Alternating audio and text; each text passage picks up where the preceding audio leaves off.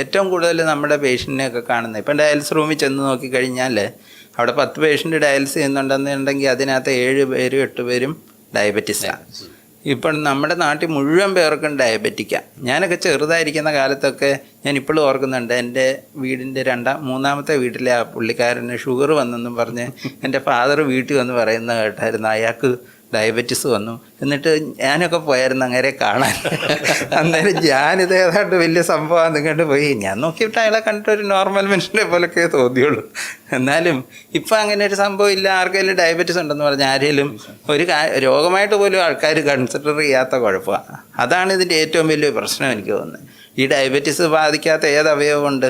എല്ലാത്തിനും ഉണ്ട്. കണ്ണ് പോവും, ഹാർട്ട്, ബ്രെയിനിന് സ്ട്രോക്ക്, പിന്നെ കാലിന് മരവിപ്പ്, കിഡ്നി ഫെയിലിയർ, ലിവർ ഡിസീസ് എല്ലാം വരും.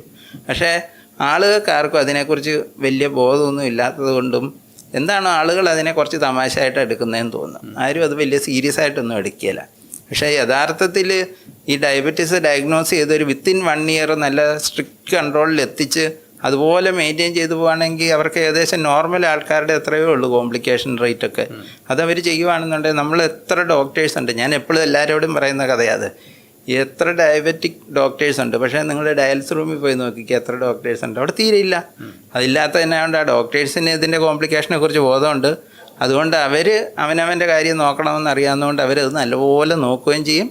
അവരത് നല്ലതായിട്ട് പോവുകയും നല്ല കൺട്രോൾ ആയതുകൊണ്ട് അവർക്ക് ഇതിൻ്റെ ഒരു കോംപ്ലിക്കേഷൻസും വരാറില്ല. എത്ര പേരുണ്ട് 35-40 കൊല്ലമായിട്ട് ഡയബറ്റീസ് ഉള്ള നമ്മളെ പഠിപ്പിച്ച സാർമാരും ഒക്കെ. അന്നേരം അതുകൊണ്ട് ഈ ഡയബറ്റീസിനെ കുറിച്ചും നല്ല അവയർനെസ് ഉണ്ടാക്കണം. എന്നാലേ ഈ എല്ലാ ഡിപ്പാർട്ട്മെൻറ്റിൽ ചെന്നാലും ഈ ഡയബറ്റീസുകാരാണ്.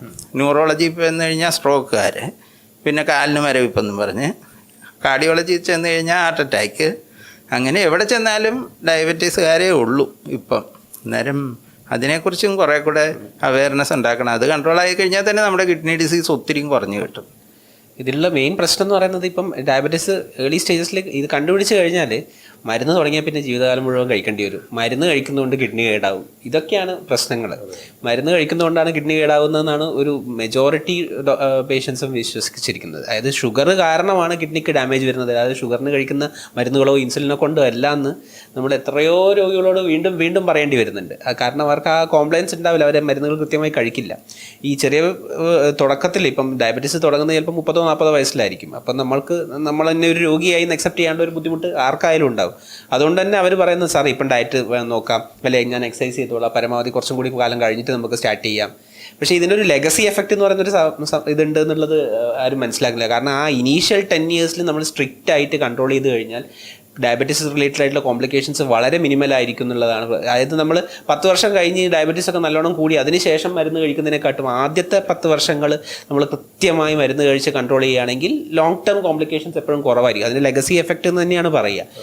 അപ്പോൾ അത് ശ്രദ്ധിക്കാതെ ആദ്യത്തെ കാലം നമ്മൾ ഒരു എന്തെങ്കിലും മരുന്നുകൾ അല്ലെങ്കിൽ എക്സസൈസ് ബാക്കി കാര്യങ്ങൾ ഡയറ്റ് എന്നൊക്കെ പോയി കുറേ കഴിഞ്ഞ് ഇപ്പം ഒരു ക്രിയാറ്റിനൊക്കെ കൂടി തുടങ്ങുമ്പോഴാണ് ഇവർ ഇനി മരുന്ന് കഴിച്ചേക്കാമെന്ന് വിചാരിക്കുന്നത്.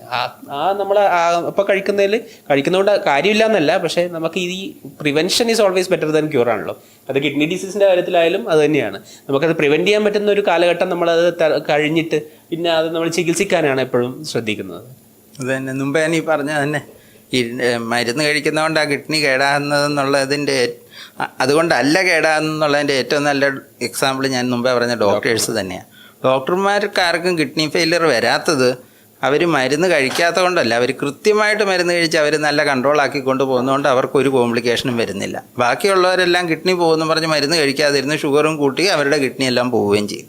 അതാണ് അതിൻ്റെ ഏറ്റവും വലിയ പ്രശ്നം. ഇപ്പം നേരെ ഓപ്പോസിറ്റാണ് ചെയ്യുന്നത്. അപ്പം എല്ലാ കോംപ്ലിക്കേഷനും വന്ന് ഡയാലിസിസായി കഴിഞ്ഞിട്ടാണ് blood sugar control, BP control നമ്മൾ ചെയ്യുന്നത്.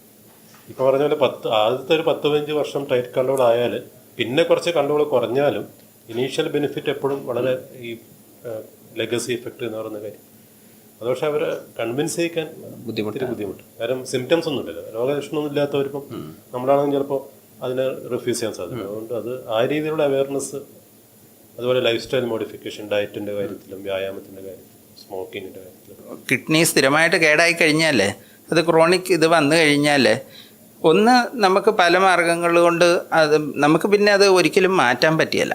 അതുകൊണ്ടാണ് മുമ്പേ പറഞ്ഞത്, നേരത്തെ തന്നെ ഡയബറ്റീസ് ആണെങ്കിൽ നേരത്തെ തന്നെ കണ്ടുപിടിച്ച് അതിനെ നല്ല കൺട്രോളാക്കി കിഡ്നിക്ക് ഡാമേജ് വരുത്താതെ നോക്കുക. അന്നേരം അതില്ല. പിന്നെ കിഡ്നി കേടായി തുടങ്ങി കഴിയുമ്പോൾ അവർ ഒരു വൃക്കരോഗിയായി, അല്ലെങ്കിൽ ഹാർട്ടിന് കേടായി കഴിഞ്ഞാൽ ഹൃദ്രോഗിയായി. അന്നേരം ആ അവസ്ഥയിൽ എത്തിക്കഴിയുമ്പോൾ പിന്നെ അത് തിരിച്ച് പോക്കില്ല, അതൊരിക്കലും പിന്നെ മാറുകയില്ല. അന്നേരം അതുകൊണ്ടാണ് നേരത്തെ കണ്ടുപിടിക്കണമെന്ന് പറയുന്നത്. അത് കഴിയുമ്പം ഇനി കുറച്ച് ആൾ നമ്മൾ സൂക്ഷിക്കാതെ എല്ലാം നമ്മുടെ കിഡ്നി എല്ലാം കേടായി തുടങ്ങി കഴിയുമ്പം പിന്നെ നമുക്ക് ചെയ്യാവുന്നത് ആ ഉള്ളതിൽ നിലനിർത്തിക്കൊണ്ട് പോയാൽ മതി. അങ്ങേയറ്റം വരെ എത്തിക്കഴിഞ്ഞാലേ ഡയാലിസും ഒക്കെ വരുള്ളൂ. നേരം അവിടെ വരെ പോകാതിരിക്കാൻ, ഉള്ളത് മോശമാകാതിരിക്കാനായിട്ട് നോക്കുക. അതിനിപ്പം പറഞ്ഞാൽ ഷുഗർ കൺട്രോൾ ചെയ്യുക, പ്രഷർ കൺട്രോൾ ചെയ്യുക, പിന്നെ അത് പ്രോഗ്രഷൻ കുറയ്ക്കുന്ന ചില മരുന്നുകളൊക്കെ പ്രത്യേകിച്ചും ചില രോഗത്തിനൊക്കെ ഉണ്ട്, അതൊക്കെ കൊടുക്കാൻ പറ്റും. ഇതൊക്കെ ചെയ്യാം. അതിനെക്കാട്ടിലും ഏറ്റവും പ്രധാനം ഉള്ളത് നമ്മൾ തന്നെ കേടാക്കാതിരിക്കുക. അത് ഭയങ്കര പ്രധാനമാണ്. അതിൻ്റെ പ്രധാന ബെസ്റ്റ് എക്സാമ്പിൾ ഈ കുറേ നാട്ടു ചികിത്സയും മന്ത്രവാദമൊക്കെ ഉണ്ട്. അവർ നമ്മളിങ്ങനെ കണ്ടുകൊണ്ടിരിക്കുമ്പോൾ വലിയ കുഴപ്പമില്ലാതെ ഇങ്ങനെ പോകുമായിരിക്കും. ക്രിയാറ്റിനിൻ 3 ഒക്കെ 1 വർഷമായിട്ട് 3 തന്നെ ഇരിക്കുക. അന്നേരം അവരുടെ അടുത്ത് ചെന്ന് പറഞ്ഞ ഉടനെ അവർ പറയും, ഈ 1 കൊല്ലമായിട്ടും അതിന് ഒരു കുറവും കിട്ടിയിട്ടില്ലല്ലോ, ഞാനിത് ശരിയാക്കി തരാമെന്ന് പറഞ്ഞ് ഏതാണ്ട് ഒരു സാധനം കൊടുക്കും. 1 മാസത്തിനകം അവർ ഞങ്ങളുടെ അടുത്ത് വരും ഡയാലിസിസ് തുടങ്ങാൻ റെഡിയായിട്ട്. അതുപോലെ പെട്ടെന്ന് അത് മോശമാണ്. അന്നേരം നമുക്ക് ലോകത്തുള്ള ഒരു രോഗങ്ങളും നമുക്കങ്ങനെ സുഖപ്പെടുത്താനൊന്നും മനുഷ്യനെ കൊണ്ട് സാധിച്ചിട്ടില്ല. ഇപ്പോൾ കുറേ ക്യാൻസറും കുറച്ച് ഇൻഫെക്ഷനും ഒക്കെ മാറിയിട്ട് കാണും, അല്ലാത്തൊന്നും മാറുന്നില്ല. അതുകൊണ്ട് നമ്മൾ ഈ പ്രിവെൻഷനല്ലേ കാര്യമുള്ളൂ. ഇപ്പോൾ ഈയിടെ തന്നെ ഉണ്ടായിരുന്നു മറ്റേ സുപ്രീം കോടതിയുടെ ഇതുണ്ട്, ഒരു മറ്റേ ഇവരുടെ ഇതിനെതിരെയുള്ള ഒരു വിധിയുണ്ട്. ഈ പരസ്യം അതവർ diabetes cure, hypertension cure, kidney cure എന്നൊക്കെ പറഞ്ഞുകൊണ്ട് അവർ മരുന്നിറക്കുന്നത്. അന്നേരം അങ്ങനെ ഒരു സംഭവം ലോകത്തില്ല. അതുകൊണ്ട് മനുഷ്യരെ തെറ്റിദ്ധരിപ്പിക്കരുതെന്നും പറഞ്ഞ് അയാളുടെ ഈ അഡ്വർടൈസ്മെൻ്റ് എല്ലാം വിഡ്രോ ചെയ്യണമെന്ന് പറഞ്ഞു. അതുതന്നെയാണ് ആളുകൾക്കും മനസ്സിലാകേണ്ടത്. ഇത് മോശമാകുന്നതിന് മുമ്പ്, അത് കഴിഞ്ഞിട്ട് പിന്നെ ഉള്ളത് കേടായി പോകാതെ നോക്കണം. അതിന് ഏറ്റവും പ്രധാനപ്പെട്ട ഇന്നത്തെ കാലത്ത് ഏറ്റവും കൂടുതൽ, നേരത്തെയൊക്കെ വേദന സംഹാരികളായിരുന്നു ഏറ്റവും കൂടുതൽ കിഡ്നിയുടെ ഇത് മോശമാക്കുന്നത്. എന്നാൽ ഇപ്പോൾ അതല്ല, അത് മാറി മറ്റേ ഇതുണ്ടല്ലോ പ്രോട്ടോൺ പമ്പ് ഇൻഹിബിറ്റേഴ്സായി. നമ്മൾ ഗ്യാസ് എന്നും പറഞ്ഞുകൊണ്ട് എല്ലാവരും അതാണ് കഴിക്കുന്നത്. പാൻറ്റോപ്രസോളും ഇപ്രസോളും അങ്ങനത്തെ ആ കാര്യങ്ങളെല്ലാം അതെല്ലാം കഴിച്ചിട്ട് കുറേ നാൾ കൊണ്ട് അവരുടെ കിഡ്നിക്ക് പെർമനൻറ്റ് ഡാമേജ് വരും. അത് നമ്മൾ വിചാരിക്കുന്നതിലും കൂടുതലായിട്ടുണ്ടാകുന്നുണ്ട്. അവസാനം അത് കേടായി കഴിഞ്ഞ് കഴിയുമ്പോൾ അവർ കിഡ്നി രോഗിയായി. അന്നേരം അതുകൊണ്ട് വരാതെ നോക്കണം. അതിന് പ്രത്യേകിച്ച് നമ്മളാൽ അതിനെ കേടാക്കരുത്. ഇത്തരം മരുന്നുകൾ പ്രധാനമായിട്ട് ഏറ്റവും കോമൺ ഇത് പറഞ്ഞ പോലെ മുമ്പ് പെയിൻ കില്ലേഴ്സ് ആയിരുന്നു. ഇപ്പോൾ ഒരു പരിധിവരെ ഇപ്പോൾ ഇങ്ങനെ ഇതുപോലുള്ള അവയർനെസ്സും ടോക്കും എല്ലാം കാരണം കുറേ പേരൊക്കെ ഈ വേദന സംഹാരികൾ പ്രശ്നമാണെന്നുള്ളത് സമൂഹത്തിലൊരു ഒരു പൊതുധാരണ വന്നിട്ടുണ്ട് എന്തായാലും. എന്നാലും വേദന സംഹാരികൾ കഴിച്ചിട്ട് കിഡ്നി ഡയറായിട്ട് എത്തിവരുന്ന എത്രയോ പേര് നമ്മൾ കാണുന്നില്ലേ. അത് 1-2 ദിവസം കഴിക്കുന്ന പോലെ ഒന്നുമല്ല, കാലങ്ങളോളം. ഇപ്പം പ്രത്യേകിച്ച് പ്രായവരൊക്കെ ആണെങ്കിൽ ഓസ്റ്റിയോആർത്രൈറ്റിസും മുട്ടിന് തേയ്മാനവും കാര്യങ്ങളൊക്കെ ഉണ്ടാവും. അതിന് നമുക്ക് ഈ പെയിൻ കില്ലേഴ്സ് അല്ലല്ലോ ഒരു പ്രതിവിധി. അത് സ്ഥിരമായിട്ട് പെയിൻ കില്ലേഴ്സ് കഴിച്ച് കിഡ്നി കേടായി വരുന്നവരുണ്ട്. പിന്നെ ഈ ഒറ്റമൂലികൾ, പിന്നെ ഇപ്പോൾ പുതുതായിട്ടുള്ളത് കുറേ ജ്യൂസുകളും കാര്യങ്ങളൊക്കെ ഇറങ്ങിയിട്ടുണ്ട്. എന്തൊക്കെയോ ജ്യൂസുകൾ മാർക്കറ്റിൽ എത്രയൊക്കെ ഹെൽത്ത് സപ്ലിമെൻറ്റ്സ്, അല്ലെങ്കിൽ ചിലപ്പോൾ കിഡ്നി നന്നാവാനെന്ന് പറഞ്ഞിട്ടും കുറേ ജ്യൂസുകളൊക്കെ വന്നിട്ടുണ്ട്. ഈ പറയുന്ന പോലെ 100% ക്യൂർ. ഇതിനൊന്നും മാജിക് ഇല്ല എന്നുള്ളത്. കാരണം ഈ സയൻസ് ഇവോൾവ് ചെയ്തിരിക്കുന്നത് 5-10 വർഷം കൊണ്ടല്ല, എത്രയോ കാലത്തെ പഠനങ്ങളിലൂടെ കണ്ടുപിടിച്ചിട്ടുള്ള കാര്യങ്ങളാണ് നമ്മൾ ഈ കൊടുക്കുന്ന മരുന്നുകളും കാര്യങ്ങളും. ആ പഠനങ്ങളിലൂടെ തന്നെ മനസ്സിലായിട്ടുള്ള കാര്യമാണ് പെർമനൻ്റ് ആയിട്ടുള്ള ഡാമേജ് വന്നു കഴിഞ്ഞാൽ അതൊരിക്കലും റിക്കവർ ആവില്ല എന്നുള്ളത്. പക്ഷേ ജനങ്ങൾക്ക് ഇങ്ങനത്തെ ഓരോ മിഥ്യാധാരണകൾ കൊടുത്തിട്ട് ബിസിനസ്സാണല്ലോ. എത്ര പേര് പോയി വാങ്ങും? കിഡ്നി നന്നാവുമെന്ന് പറഞ്ഞു കഴിഞ്ഞാൽ സ്വാഭാവികമായും ആൾക്കാർ അത് പോയി വാങ്ങുകയും ചെയ്യും, കുടിക്കുകയും ചെയ്യും. അതിനെക്കൊണ്ട് വീണ്ടും കിഡ്നി കേടായി നമ്മുടെ അടുത്ത് തന്നെ വരികയും ചെയ്യും. അതൊക്കെ ഇപ്പം ഇതിനൊക്കെ ഒരു നമുക്ക് പറഞ്ഞു കൊടുക്കാൻ നമ്മുടെ അടുത്ത് വരുന്ന പേഷ്യൻസിനോട് നമുക്ക് പറഞ്ഞു കൊടുക്കാൻ പറ്റും. പക്ഷേ ഒരു പൊതുസമൂഹത്തിൽ എത്രത്തോളം ഇതൊക്കെ അങ്ങോട്ട് എത്തുന്നുണ്ട് എന്നുള്ളത് നമുക്കറിയാത്ത കാര്യമല്ലേ. ഇനി വേദന ഗുളിക പറഞ്ഞപ്പോഴാണ് അതിനോർത്ത് ഈ ആൾക്കാർക്കൊക്കെ ഇവർ പറയാം അലോപ്പതി മരുന്ന് കഴിച്ചാലേ കിഡ്നി കേടാവുള്ളൂ. അലോപ്പതി ഒന്നുമല്ല, ഏത് കഴിച്ചാലും കിഡ്നി കേടാകാനുള്ള വേദന ഗുളിക ഏതിൻ്റേത് കഴിച്ചാലും, അലോപ്പതി ആണേലും ആയുർവേദം ആണേലും പച്ചമരുന്നാണേലും ഹോമിയോ ആണേലും എന്നാണേലും കേടാകുകയാണെങ്കിൽ കേടാകും.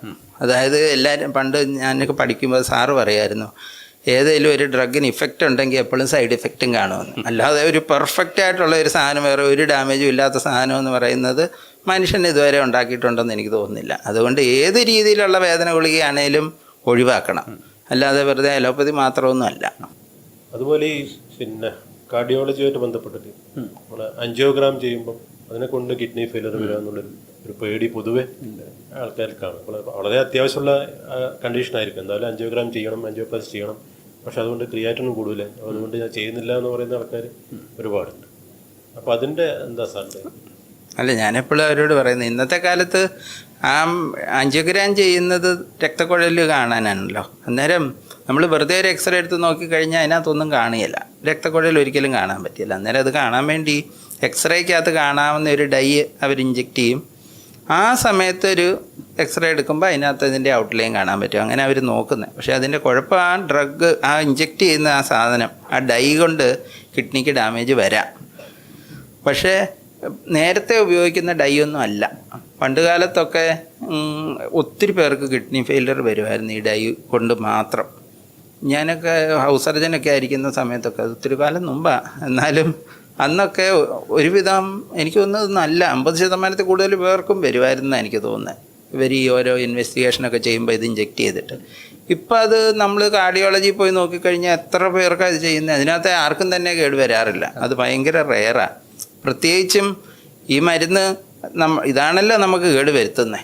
അത് നമ്മുടെ ശരീരത്തിൽ എത്രയും പെട്ടെന്ന് അത് പോയി കഴിഞ്ഞാൽ അത് കേട് വരാനുള്ള ചാൻസ് ഒത്തിരിയും കുറവാണ്. അതുകൊണ്ട് നന്നായിട്ട് വെള്ളം കുടിക്കുക. പേഷ്യൻ്റെ ശരീരത്തിൽ ജലാംശം നന്നായിട്ടുള്ളതാണെങ്കിൽ, അവർ ഡീഹൈഡ്രേറ്റഡ് അല്ലെന്നുണ്ടെങ്കിൽ അത് മാത്രം ചെയ്താൽ മതി. കിഡ്നി ഫെയിലിയർ ഇതുകൊണ്ട് വരാതിരിക്കാനായിട്ട് നമുക്ക് നല്ലപോലെ തടയാൻ പറ്റും. തീരെ കുറച്ച് പേർക്ക് ഇപ്പം അങ്ങനെ ഉണ്ടായി കാണാറുള്ളൂ. ഇത് ഈ കിഡ്നിയുടെ അസുഖം, അതിൻ്റെ ഈ പ്രവർത്തനം കുറയുന്നതാണല്ലോ കിഡ്നി ഫെയിലിയർ എന്ന് പറയുന്നത്. അന്നേരം കിഡ്നി ഫെയിലിയറും കിഡ്നി ഡിസീസും ശരിക്കും ഒന്നല്ല. എന്നാലും ഈ കിഡ്നി ഫെയിലിയർ എന്ന് പറയുന്നത് ഏതെങ്കിലും ഒരു അവയവം, കിഡ്നി അതിൻ്റെ ജോലി കൃത്യമായിട്ട് ചെയ്യാതിരിക്കുന്നതാണല്ലോ. അന്നേരം ഈ കിഡ്നിയുടെ പ്രധാന ജോലികൾ എന്ന് പറയുന്നത് നമ്മുടെ ശരീരത്തിലുണ്ടാകുന്ന വേസ്റ്റ് കളയുക, പിന്നെ നമ്മുടെ ഇലക്ട്രോലൈറ്റ്സിൻ്റെ അളവ് നിയന്ത്രിക്കുക, ആസിഡിൻ്റെ അളവ്, പിന്നെ വെള്ളത്തിൻ്റെ അളവ്, ഇതൊക്കെ നിയന്ത്രിക്കുക എന്നുള്ളതാണല്ലോ. അന്നേരം ഈ പ്രവർത്തനങ്ങൾ, അതിനകത്ത് ഏറ്റവും പ്രധാനപ്പെട്ട പ്രവർത്തനമായ ഈ വേസ്റ്റ് പ്രോഡക്ട്സ് കളയുന്നത് ഇല്ലാതെ വരുമ്പോഴാണ് നമ്മളതിനെ കിഡ്നി ഫെയിലിയർ എന്ന് പറയുന്നത്. അതിൻ്റെ കൂടെ ബാക്കി കുഴപ്പങ്ങളൊക്കെ കാണാം. അന്നേരം ഈ കുഴപ്പങ്ങൾ വരുമ്പം അതുകൊണ്ട് രോഗിക്ക് പല പ്രശ്നങ്ങൾ വരും. അന്നേരം ഇതിൻ്റെ ലക്ഷണങ്ങളൊക്കെയാണ് നമ്മൾ കിഡ്നി രോഗ ലക്ഷണങ്ങളായിട്ട് നമ്മൾ പറയുന്നത്. എന്നാലും എപ്പോഴും ആദ്യത്തെ സ്റ്റേജിലൊന്നും ഇത് നമുക്ക് കണ്ടുപിടിക്കാൻ പറ്റിയെന്ന് വരികയില്ല. അതുകൊണ്ടാണ് റെഗുലറായിട്ട് ചെക്കപ്പൊക്കെ നടത്തണം എന്നൊക്കെ പറയുന്നത്. ഈ ഒരു കിഡ്നി ഡിസീസിൻ്റെ അവയർനെസ്സിൻ്റെ ഏറ്റവും വലിയ ഇമ്പോർട്ടൻസും അതാണ്. നമ്മുടെ സാധാരണ അസുഖങ്ങൾക്ക് ഇപ്പം ഒരു ഹാർട്ടിനൊരു പ്രോബ്ലം വന്ന് നെഞ്ചുവേദന എന്ന് പറഞ്ഞാൽ പെട്ടെന്ന് നമ്മൾ അനുഭവവേദ്യമാവുന്നൊരു കാര്യമാണ്. രോഗികളും അത് പെട്ടെന്ന് മനസ്സിലാക്കും. ഇപ്പം നെഞ്ചുവേദന വരുന്നത്, എനിക്ക് എന്തൊരു കുഴപ്പമുണ്ടെന്ന് പറഞ്ഞാൽ അവർ പെട്ടെന്ന് ഡോക്ടറെ പോയി കാണിക്കും. പക്ഷേ ഈ കിഡ്നിയുടെ അസുഖങ്ങൾക്കുണ്ടാവുന്ന ഏറ്റവും വലിയ പ്രശ്നം എന്ന് പറഞ്ഞാൽ അതിൻ്റെ ഒരു ഇനീഷ്യൽ സ്റ്റേജസിൽ നമുക്ക് ഒരു പ്രോപ്പർ ലക്ഷണങ്ങളോ വലിയ കാര്യമായിട്ടുള്ള ശാരീരിക അവസ്ഥകളോ ബുദ്ധിമുട്ടുകളോ ഒന്നും ഉണ്ടാവില്ലല്ലോ. ഏർലി സ്റ്റേജസിൽ ചിലപ്പം ആകെ രാത്രി ഇടക്കിടക്ക് മൂത്രമൊക്കെ എണിക്കുക, അല്ലെങ്കിൽ കുറച്ച് മൂത്രത്തിൽ കൂടുതൽ ഒരു പത പോലെ വരിക, അതെല്ലാവരും ചിലപ്പോൾ നോട്ടീസ് ചെയ്ത് കൊള്ളണമെന്ന് പോലും ഇല്ല. അപ്പോൾ അങ്ങനെ വരുമ്പോൾ ഏറ്റവും കൂടുതൽ അവയർനെസ് വേണ്ട ഒരു മേഖലയാണ് ഈ കിഡ്നിയുമായി ബന്ധപ്പെട്ടിട്ടുള്ളത്. കാരണം കിഡ്നിയുടെ അസുഖങ്ങൾക്കുള്ള ഏറ്റവും വലിയൊരു പ്രോബ്ലം എന്ന് പറയുന്നത് അത് തന്നെയാണ്. ഇനീഷ്യൽ സ്റ്റേജസിൽ അതിന് കൃത്യമായ ലക്ഷണങ്ങളോ പ്രശ്നങ്ങളോ ഒന്നും ഇല്ലാതിരിക്കുകയും പലപ്പോഴും മിസ് ചെയ്ത് പോകാൻ സാധ്യത കൂടുതലും ഉള്ളതാണ്. പിന്നെ കുറച്ചും കൂടി കഴിയുമ്പോഴാണ്, അല്ലെങ്കിൽ ചില കേസുകളിലാണ് നമുക്ക് കുറച്ച് നേരത്തെ തന്നെ സിംറ്റംസ് വരും, അവരെ ഉടനെ നെഫ്രോളജിസ്റ്റിനെ കണ്ട് അതിൻ്റെ ചികിത്സ എടുക്കുകയോ ചെയ്യുന്നത്.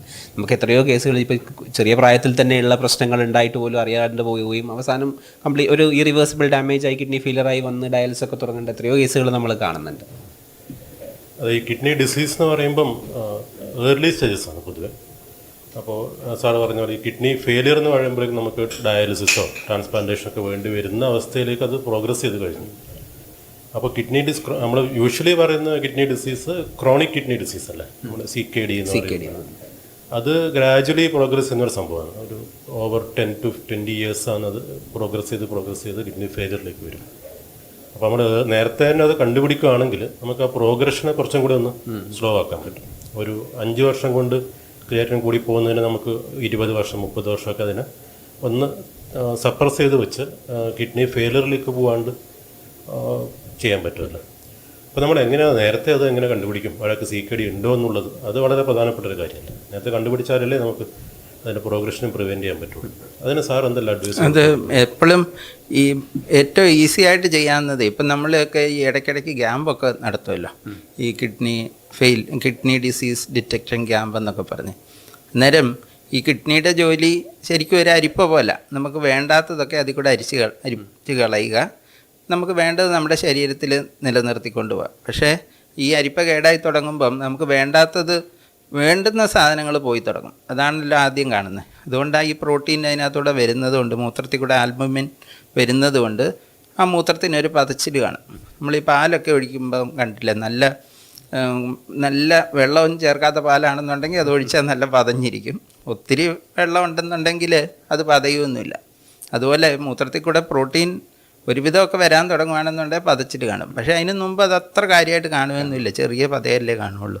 അന്നേരം ഈ കിഡ്നി ഡിസീസ് നമ്മൾ ഈ ക്യാമ്പൊക്കെ നടത്തുമ്പോൾ അതിനകത്ത് എപ്പോഴും നമ്മൾ ചെയ്യുന്ന 2-3 കാര്യങ്ങൾ, ഏറ്റവും കൂടുതൽ കിഡ്നി ഡിസീസ് ഉണ്ടാക്കുന്നത് ഡയബറ്റീസാണ്. അതുകൊണ്ട് പിന്നെ കിഡ്നി ഫങ്ഷൻ അറിയാൻ വേണ്ടി നമ്മളെപ്പോഴും ക്രിയാറ്റിനാണ് ചെക്ക് ചെയ്ത് നോക്കുന്നത്. അന്നേരം ഞാനിങ്ങനെ ഈ ക്യാമ്പിനൊക്കെ പോകുമ്പം അവർ ഏറ്റവും അത്യാവശ്യം ഏതൊക്കെ ടെസ്റ്റ് ചെയ്യണമെന്ന് ചോദിക്കുമ്പം ഞാൻ സാധാരണ പറയുന്നത് ഈ കിഡ്നി ഡിസീസിൻ്റെ ഭാഗമായിട്ട് അനീമിയ കാണാം, അല്ലെങ്കിൽ തന്നെ രക്തക്കുറവ് കാണാം. അതുകൊണ്ട് ഞാൻ എപ്പോഴും അവരോട് പറയുന്ന ഹീമോഗ്ലോബിനും രക്തക്കുറവൊക്കെ ഉണ്ടോയെന്നറിയാം, ക്രിയാറ്റിനും പിന്നെ ബ്ലഡ് ഷുഗറും ഒരു യൂറിൻ റൊട്ടീനും. അത്രയും സാധനങ്ങളൊക്കെ ചെയ്ത് കഴിഞ്ഞാൽ ഒരുവിധം മിസ് ചെയ്യാതൊക്കെ നമുക്ക് കിട്ടും എന്നാണ് എനിക്ക് തോന്നുന്നത്. ഇതിലിപ്പം നമുക്ക് കുറച്ചൊരു ഹൈ റിസ്ക് പോപ്പുലേഷൻ എന്തായാലും ഉണ്ട്. ഇപ്പം നമുക്ക് യൂണിവേഴ്സിറ്റി എല്ലാവരും എപ്പോഴും കിഡ്നി ടെസ്റ്റ് ചെയ്യണമെന്ന് പറയുന്നത് ഒരു പ്രായോഗികമായിട്ടുള്ള കാര്യമൊന്നുമല്ല. പക്ഷേ എന്നാലും ചിലർ കൂടുതൽ റിസ്ക് ഉള്ളവരാണ്, അല്ലെങ്കിൽ അവർക്ക് ആ ഒരു ഈ വൃക്ക സംബന്ധമായ അസുഖങ്ങൾ വരാൻ സാധ്യത കൂടുതലുള്ളവർ എന്നുള്ള ഒരു പോപ്പുലേഷൻ ഉണ്ടല്ലോ. ഉദാഹരണത്തിന് ഇപ്പോൾ സാറ് പറഞ്ഞ പോലെ ഡയബറ്റീസ് ആണ് ഏറ്റവും വലിയ, നമ്മുടെ ഇവിടെ കണ്ടുവരുന്ന ഡയബറ്റീസും ഹൈപ്പർ ടെൻഷനുമാണ് ഏറ്റവും കോമൺ ആയിട്ട് കിഡ്നിയുടെ ഡാമേജ് ഉണ്ടാക്കുന്നത്. അപ്പം ഡയബറ്റീസും ഹൈപ്പർ ടെൻഷനും ഉള്ളവർ അറ്റ്ലീസ്റ്റ് വർഷത്തിൽ ഒരിക്കലെങ്കിലും ഒരു ഈ സാറ് പറഞ്ഞ പോലെ ഒരു ബേസിക് ടെസ്റ്റുകളും ചെയ്ത് നോക്കുക എന്നുള്ളത് വളരെ ഇമ്പോർട്ടൻ്റാണ്. പിന്നെയുള്ളത് നമുക്ക് കുറച്ച് ഇപ്പം ഫാമിലി ഹിസ്റ്ററി ഉണ്ടെങ്കിൽ, കുടുംബത്തിൽ ഇപ്പം വൃക്ക രോഗങ്ങളൊക്കെ ഉള്ളവരാണെങ്കിൽ അവർക്ക് കുറച്ചും കൂടി കൂടുതൽ റിസ്ക് ഉണ്ട്. പിന്നെ നമ്മളിപ്പോൾ കണ്ടുവരുന്ന കൂടുതൽ കാര്യങ്ങളെന്ന് പറയുന്നത് ഇപ്പം പെയിൻ കില്ലേഴ്സ് ഫ്രീക്വൻ്റ് ആയിട്ട് യൂസ് ചെയ്യുന്നവരിൽ കൂടുതലായിട്ട് കണ്ടുവരാറുണ്ട്. പിന്നെ ഡീഹൈഡ്രേഷൻ ഒരു വലിയ ഫാക്ടറാണ്. നമ്മളെ പോലുള്ള ഇത്രയും ചൂട് ഉഷ്ണമേഖല രാജ്യങ്ങളിൽ ഈ ഡീഹൈഡ്രേഷൻ കൊണ്ടുണ്ടാകുന്ന കിഡ്നി ഫെയിലറും വളരെ കോമൺ ആയിട്ടാണ്. അപ്പോൾ അങ്ങനെ ജോലി ചെയ്യുന്നവർ, ഹെവി വർക്ക് ചെയ്യുന്നവർ, അവർക്കൊക്കെ ആക്ച്വലി നല്ല ഹൈഡ്രേഷൻ, നല്ലോണം വെള്ളം കുടിക്കാത്തവർ, ഇങ്ങനത്തെ ഉള്ളവർക്കാണ് കൂടുതൽ റിസ്ക് നമ്മളെപ്പോഴും കാണാറ്. ഇങ്ങനെയുള്ളൊരു ഹൈ റിസ്ക് പോപ്പുലേഷനെ കൂടുതൽ ടാർഗറ്റ് ചെയ്യാനും നമുക്ക് പറ്റണം. ഇപ്പം എല്ലാവരോടും പോയിട്ട് കിഡ്നി ടെസ്റ്റ് ചെയ്യണമെന്ന് പറഞ്ഞാൽ ആരും ചിലപ്പം ഒന്ന് പേടിയും ഉണ്ടാവും, ഇത് കണ്ടുപിടിച്ച് കഴിഞ്ഞാൽ പ്രശ്നമല്ലേ എന്നുള്ളൊരു ടെൻഷനും ഉണ്ടാവും. ഇപ്പം നമ്മുടെ ഒ പിയിൽ വരുന്ന ഒരു സ്പെഷ്യൽ പോപ്പുലേഷൻ നോക്കിയിട്ടുള്ളത് ഒബീസിറ്റി ഉള്ള ആൾക്കാരില്ലേ, അമിതവണ്ണമുള്ള ആൾക്കാർ ഇപ്പം ഭയങ്കര കോമണാണ്. നമ്മുടെ ലൈഫ് സ്റ്റൈൽ ഡിസീസിൻ്റെ ഒരു ടൈപ്പാണത് ഒബീസിറ്റി എന്ന് പറയുന്നത്. അപ്പോൾ ഈ അമിതവണ്ണം ഉള്ളവരിലും എനിക്ക് തോന്നുന്നത് ഈ യൂറിൻ്റെ പ്രോട്ടീൻ ലീക്ക് വരിക, അതുപോലെ യൂറിക് ആസിഡ് കൂടുക, പിന്നെ കൊളസ്ട്രോൾ, അങ്ങനെയൊക്കെ ഹൈപ്പർ ടെൻഷൻ, അതെല്ലാം ഉണ്ടായിട്ട് അവർക്ക് ഈ ഡയബറ്റീസ് പോലെ തന്നെ അത്രയും ഒരു കാരണമാണെന്ന് തോന്നുന്നുണ്ട്. കിഡ്നി അസുഖം വരാനുള്ള ഒരു കാരണമായിട്ട് ഇപ്പോൾ പുതുതായിട്ട് ഇങ്ങനെ കണ്ടുവരുന്നുണ്ട്. അപ്പോൾ എനിക്ക് തോന്നുന്നത് അതും കൂടെ ഈ ഒരു ഹൈ റിസ്ക് പോപ്പുലേഷനിൽ ഉൾപ്പെടുത്തേണ്ടി വരും. പിന്നെ എല്ലാവർക്കും ഒരു സംശയമുള്ള ഒരു കാര്യമായി acute renal failure, chronic renal failure എന്നൊക്കെ പറയുന്നത്. ശരിക്കും ഏറ്റവും പുതിയ ടൈമല്ല, എന്നാലും സാധാരണ ആളുകൾക്ക് അറിയാവുന്നത് തന്നെയാണ് acute renal failure, chronic renal. Acute എന്ന് പറഞ്ഞു കഴിഞ്ഞാൽ ഈ പെട്ടെന്ന് വരുന്നതാണല്ലോ. ആളുകൾക്ക് അതും ക്രോണിക് എന്ന് പറയുന്നതും തമ്മിലുള്ള വ്യത്യാസം ശരിക്കും കൃത്യമായിട്ട് അറിയത്തില്ല. എല്ലാവരും നമ്മളോട് ചോദിക്കാറുണ്ട്, ഈ പെട്ടെന്ന് പേഷ്യൻറ്റിന് ഇപ്പം പാമ്പ് കടിയോ അല്ലെങ്കിൽ എലിപ്പനിയോ അങ്ങനെ എന്തെങ്കിലും ഒരു അസുഖമായിട്ടൊക്കെ വരുമ്പം അവർക്ക് കിഡ്നിയുടെ പ്രവർത്തനം തീരെ മോശമായി കഴിഞ്ഞ് നമ്മൾ ഡയാലിസിസ് തുടങ്ങി കഴിയുമ്പോൾ അവരെപ്പോഴും ചോദിക്കും ഇത് സ്ഥിരമായിട്ട് ചെയ്യേണ്ട വരുമോ എന്ന്. അന്നേരം അക്യൂട്ട് എന്ന് പറയുന്നത് ശരിക്കും ഒരു സ്ഥിരമായ കേടല്ല, എല്ലാവരുടെയും ക്യൂറാവുന്നല്ല. പക്ഷെ എന്നാലും അതിനകത്ത് കൂടുതൽ പേരുടേതും കിഡ്നി റിക്കവർ ചെയ്യും. അത് അക്യൂട്ട് റീനൽ ഫെയിലിയർ. ഏറ്റവും ഇപ്പോൾ പെട്ടെന്നുണ്ടാകുന്ന കിഡ്നി ഫെയിലിയർ റിക്കവർ ചെയ്യാൻ സാധ്യതയുള്ളത് അക്യൂട്ട്. പക്ഷേ ക്രോണിക് എന്ന് പറയുന്നത് സാധാരണ ഈ ഡയബറ്റീസും പ്രഷറും അങ്ങനത്തെ കാര്യങ്ങളൊക്കെയും അല്ലെങ്കിൽ വേദന സംഹാരികളും പിന്നെ ചിലതരം ഗ്യാസിൻ്റെ മരുന്ന്, ഈ പാൻറ്റോപ്രസോൾ പോലത്തെ സാധനങ്ങളൊക്കെ ഒത്തിരി കഴിക്കുന്നവർക്കൊക്കെ പതുക്കെ കിഡ്നിക്ക് കേട് വരുന്നതായി ക്രോണിക്ക്. അന്നേരം ക്രോണിക്കിൻ്റെ പ്രാധാന്യം എന്ന് വെച്ചാൽ അത് ഒരിക്കലും മാറുകയല്ലോ. അന്നേരം ഈ ഒരിക്കൽ ഒരാൾക്ക് ക്രോണിക് കിഡ്നി ഡിസീസ് വന്നു കഴിഞ്ഞാൽ, ക്രോണിക്കായിട്ട് പെർമനൻ്റ് ആയിട്ടുള്ള ഒരു ഡാമേജ് വന്നു കഴിഞ്ഞാൽ, സാധാരണ അതൊരു 3 മാസത്തിൽ കൂടുതൽ കിഡ്നിക്ക് കേട് വരുമ്പോഴാണ് നമ്മൾ ക്രോണിക് എന്ന് പറയുന്നത്. അതിൽ എത്തിക്കഴിയുമ്പം അത് പിന്നെ ഒരിക്കലും മാറുകയല്ല. സാധാരണഗതിയിൽ അത് പതുക്കെ പ്രോഗ്രസ് ചെയ്തുകൊണ്ടിരിക്കും. പ്രോഗ്രസ് ചെയ്ത് അവസാനം അവർ കുറേ കാലം കൊണ്ട് അവർ ഡയാലിസിലെത്തും. അവർക്ക് വേറെ ഒന്നും കുഴപ്പങ്ങൾ കൊണ്ട് അവർക്കൊന്നും സംഭവിച്ചില്ലെങ്കിൽ, ഇപ്പം ഉദാഹരണത്തിന് ഇപ്പോൾ ഡയബറ്റീസ് ഉള്ളവരാണെങ്കിൽ അവരുടെ കിഡ്നി പ്രോഗ്രസ് ചെയ്ത് അവിടെ എത്തുന്നതിന് മുമ്പ് അവർക്ക് ഹാർട്ടിൻ്റെ ഡിസീസൊക്കെ വന്ന് എന്തെങ്കിലും സംഭവിക്കാം. അല്ലാന്നുണ്ടെങ്കിൽ പതുക്കെ ഇങ്ങനെ ആകും. ഇതിൻ്റെ പ്രോബ്ലം എന്താണെന്ന് വെച്ചാൽ ഈ ക്രോണിക് എന്ന് പറയുന്നതിൻ്റെ ആദ്യത്തെ സ്റ്റേജൊക്കെ ഡിറ്റക്റ്റ് ചെയ്യാൻ ഭയങ്കര ബുദ്ധിമുട്ടാണ്. ആളുകൾക്ക് വലിയ ലക്ഷണങ്ങളും കാണിയാലും ഒന്നും കാണിയല്ല. അതിനൊക്കെ വേണ്ടിയാണ് ഈ കിഡ്നി ഡിസീസ് വരുന്നവർക്ക് നേരത്തെ തന്നെ നമ്മൾ രോഗം കണ്ടുപിടിക്കാനുള്ള സ്ക്രീനിങ് ഒക്കെ തുടങ്ങണമെന്ന് പറയുന്നത്. അതുകൊണ്ട് അത് സമയമായിട്ട് അത് അങ്ങനെ ചെയ്തുകൊണ്ടിരിക്കണം. ബേസിക്കലി ഇത് തിരിച്ചും വരാറുണ്ട്. ഇപ്പം ഈ ഓൾറെഡി CKD ഇപ്പോൾ ക്രോണിക് കിഡ്നി ഡിസീസ് ആയി ഒരു പെർമനൻ്റ് ആയിട്ടുള്ള വൃക്കസ്തംഭനം വന്നവരോട് നമ്മളിപ്പോൾ ഡയാലിസിസിൻ്റെ കാര്യം പറയുമ്പോൾ അവർ എത്ര ദിവസം ചെയ്യേണ്ടി വരും എന്നാണ് ചോദിക്കുക. അതായത് ഒരു എൻഡ് സ്റ്റേജ് റീനൽ ഡിസീസ് ആയിട്ട് വരുന്നവരോട് പറയുമ്പോഴും നമുക്ക് ഡയാലിസിസ് തുടങ്ങാമെന്ന് പറയുമ്പം സാർ എത്ര ഡയാലിസിസ് വേണ്ടി വരും എന്നുള്ളതാണ് അവർക്കുണ്ടാകുന്ന ഡൗട്ട്. അപ്പോൾ അത് രണ്ടിൻ്റെയും ഈ പറഞ്ഞ പോലെ ഡിസ്റ്റിങ്ഷൻ വളരെ ഇമ്പോർട്ടൻ്റാണ്. ഒരു എൻഡ് സ്റ്റേജ് റീനൽ ഡിസീസ് വന്നു കഴിഞ്ഞാൽ പിന്നെ നമുക്ക് ഡയാലിസിസ് എന്ന് പറയുന്നത് ലൈഫ് ലോങ് ഡയാലിസിസ് എന്ന് പറയുന്നത് നമ്മുടെ ഒരു ജീവൻ നിലനിർത്താൻ അത്യാവശ്യമായ ജീവിതകാലം മുഴുവൻ ചെയ്യേണ്ട ഒരു പ്രൊസീജിയറാണ്. അല്ലെങ്കിൽ ട്രാൻസ്പ്ലാന്റിലോട്ട് പോകണം നമ്മൾ.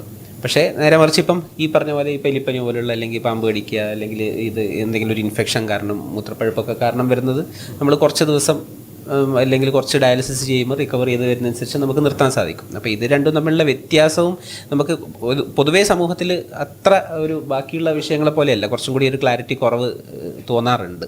അതെ അതെ. ഇപ്പം നമ്മൾ അഡ്മിറ്റായ പേഷ്യൻസ്, ഇപ്പോൾ ICU പേഷ്യൻസും അവരുടെ നമ്മൾ ഡയാലിസിസ് വേണമെന്ന് പറയുമ്പോൾ അവർ റെസിസ്റ്റ് ചെയ്യാനുള്ള പ്രധാനപ്പെട്ട കാരണം ഇത് സ്ഥിരമായിട്ട് ചെയ്യേണ്ടി വരുമോ എന്നുള്ളൊരു പേടിയുണ്ട്. അപ്പം അന്നേരം നമ്മളിപ്പം ഈ അക്യൂട്ട് കിഡ്നി ഇഞ്ചുറീൻ്റെ സ്വഭാവമൊക്കെ പറഞ്ഞു കൊടുത്താൽ അത് ഒരു 2 ആഴ്ച 4 ആഴ്ച കൊണ്ട് റിക്കവർ ആവും, താൽക്കാലികമായിട്ടുള്ള സപ്പോർട്ട് മാത്രമാണെന്ന് പറയുമ്പോൾ അവർ പൊതുവെ അതിനോട് സഹകരിക്കുകയും അതിനെ അംഗീകരിക്കുകയും ചെയ്യുന്നുണ്ട്. അതേപോലെ തന്നെ ഈ സ്ഥിരം ഡയാലിസ് ചെയ്യണമെന്ന് പറയുമ്പോഴും അവർക്ക് അത് ആക്സെപ്റ്റ് ചെയ്യാൻ അവരുടെ ജീവിതം തന്നെ മാറിപ്പോയി, അവർ ആകെ അസുഖം കൂടിയ കിടപ്പിലായി പോവുക, അവരുടെ ഒരുപാട് ഡിപ്പെൻഡൻ്റ് ആയി പോവുക, സ്വന്തം കാര്യം ചെയ്യാൻ പറ്റാണ്ട്, അങ്ങനെയൊക്കെ ഒരുപാട് പേടികളുണ്ട്. അപ്പോൾ ഡയാലിസിസ് വളരെയധികം സേഫായിട്ടുള്ള ഒരു ചികിത്സാ രീതിയാണെന്നുള്ളതും അത് രോഗിക്ക് പൊതുവെ അധികം ദോഷങ്ങൾ ഉണ്ടാക്കില്ല, പകരം ഒരുപാട് ഗുണങ്ങളുണ്ടാവുന്നുള്ള നമ്മൾ അവരെ അവെയർ ആക്കേണ്ടത് വളരെ അത്യാവശ്യം. അപ്പോൾ അതിന് ഡയാലിസിസ് എന്താണ്, അതിന് നമ്മൾ എങ്ങനെ പ്രിപ്പയർഡ് ആവണം, അതിന് ഒരുപാട് ചിലവ് വരുന്നതാണ്, അങ്ങനെയുള്ള കാര്യങ്ങളൊക്കെ അവരറിഞ്ഞിരിക്കേണ്ട വളരെ ആവശ്യം തോന്നുന്നുണ്ട്. ഈ പ്രോഗ്രഷൻ്റെ കാര്യം പറഞ്ഞപ്പോഴാണ് ഈ പെർമനൻ്റ് ആയിട്ടുള്ളൊരു ഡാമേജ് വന്നു കഴിഞ്ഞാൽ അത് കണ്ടുപിടിക്കാൻ നേരത്തെ തന്നെ കണ്ടുപിടിച്ച് കഴിഞ്ഞിട്ട് അത് ഉടനെ തന്നെ എപ്പോഴും ഒരു നെഫ്രോളജിസ്റ്റിനെ കാണണം.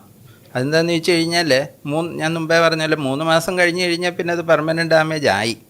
അതിന് മുമ്പ് ഇപ്പോൾ ഒരു നെഫ്രോളജിസ്റ്റിനെ കാണുവാണെങ്കിൽ അത് അക്യൂട്ടാണോ എന്തെങ്കിലും ചികിത്സിച്ചാൽ മാറുന്നതാണോ എന്നുള്ളത് അവരെ കൊണ്ട് ഇൻവെസ്റ്റിഗേറ്റ് ചെയ്യിപ്പിച്ച് നോക്കണം. നമുക്ക് എന്തെങ്കിലും ഒരു സഹായം കിട്ടിയാൽ ആ കിഡ്നി റിക്കവർ ചെയ്യുന്നതാണെങ്കിൽ അത് മിസ്സാക്കി കളയരുത്. അങ്ങനെ ഒരു ചാൻസ് നമ്മൾ കളയില്ലല്ലോ.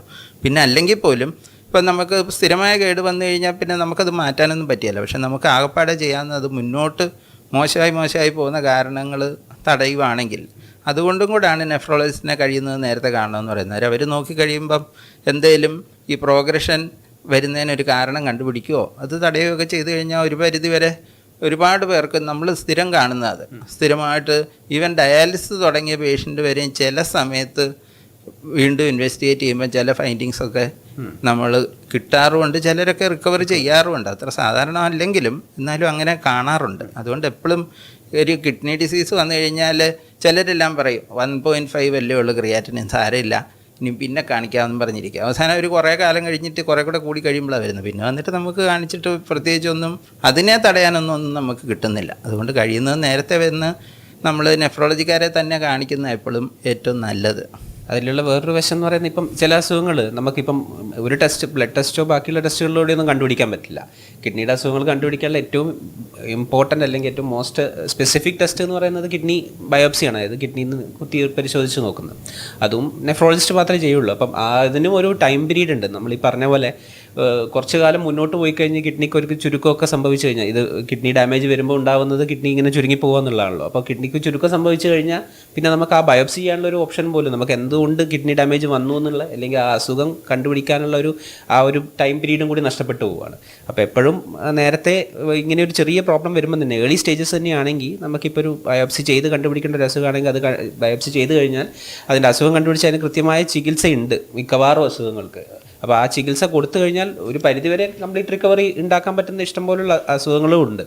അത് മിസ്സായി പോയി കഴിഞ്ഞാൽ ഡെഫിനറ്റ്ലി ഇത്തരം അസുഖങ്ങൾ, ഈ ഗ്ലോമറുല ഡിസീസ് അല്ലെങ്കിൽ ഈ കിഡ്നിക്ക് ഫിൽറ്ററിന് ഉണ്ടാകുന്ന ഡാമേജ് ഉണ്ടാക്കുന്ന അസുഖങ്ങൾ മിസ്സായി പോയി കഴിഞ്ഞാൽ അത് 99% അത് it will end up in dialysis. ആ പേഷ്യൻ്റ് പതുക്കെ പതുക്കെ ക്രിയാറ്റിൻ കൂടുകയും അവസാനം ഒരു സ്ഥായിയായ ഡാമേജ് ഉണ്ടായി ഡയാലിസിസിൽ എത്തിച്ചേരുക ചെയ്യുന്നത്. അപ്പോൾ ആ ഒരു റീനൽ ബയോപ്സി അല്ലെങ്കിൽ കിഡ്നി കുത്തി പരിശോധിക്കുക എന്നുള്ളതും നമ്മളെ സംബന്ധിച്ചിടത്തോളം വളരെ പ്രധാനപ്പെട്ട ഒരു ഇൻവെസ്റ്റിഗേഷനാണ്. കിഡ്നി ഡിസീസ് ട്രീറ്റ് ചെയ്യുന്ന ഡോക്ടേഴ്സ്, നെഫ്രോളജിസ്റ്റിൻ്റെ പ്രധാനപ്പെട്ട 2 എയിം അവരുദ്ദേശിക്കുന്ന, ഒന്നുകിൽ അസുഖം മാറ്റിയെടുക്കാൻ പറ്റുമോ.